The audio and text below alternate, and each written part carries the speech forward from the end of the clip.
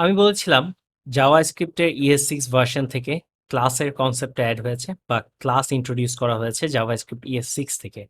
So JavaScript ES6 এর class যদি আমি একটা দেখে নিই, আমি একটা সিম্পল ক্লাস ডিক্লেয়ার করি অ্যান্ড সেটার জন্য ক্লাস কিওয়ার্ডটা ইউজ করতে হয়।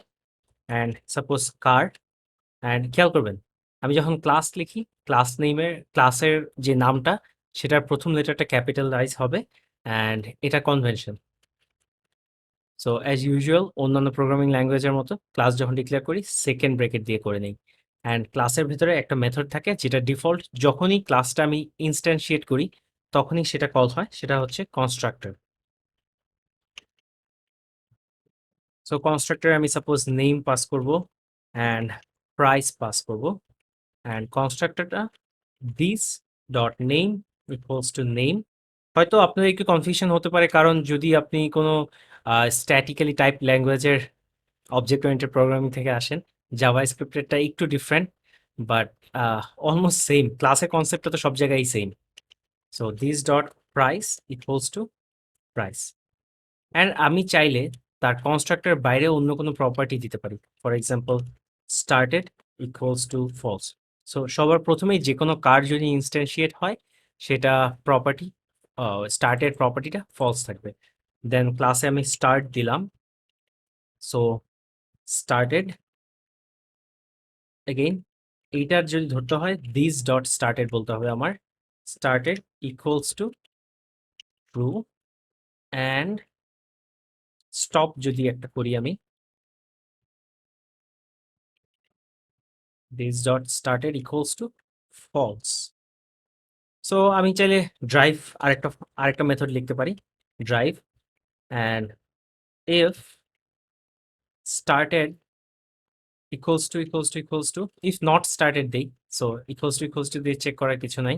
ইফ নট স্টার্টেড, যদি স্টার্ট করা না হয় গাড়িকে, থ্রো নিউ এরর অ্যান্ড আমি বলে দিব please start the car first.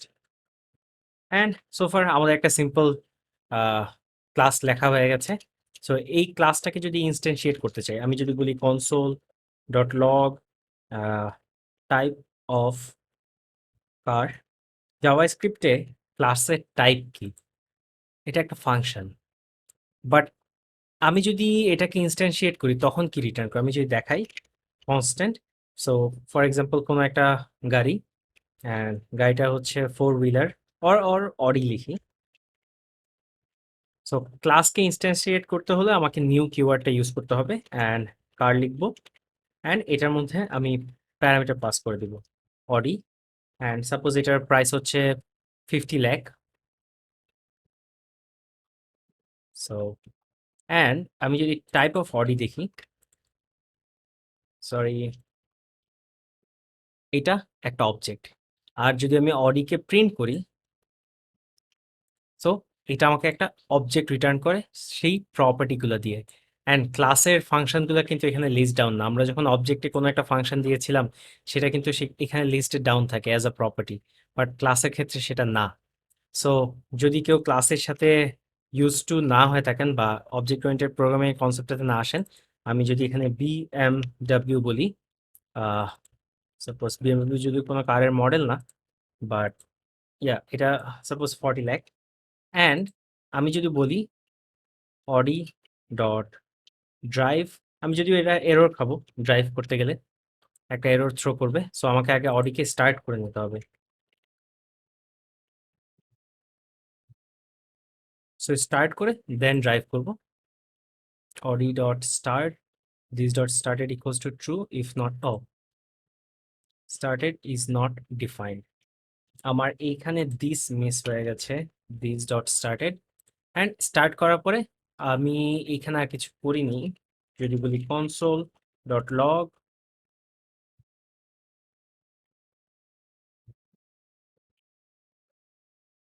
This dot name has started driving. So আমি যদি এখন রিলোড করি, অডি হ্যাজ স্টার্টেড ড্রাইভিং।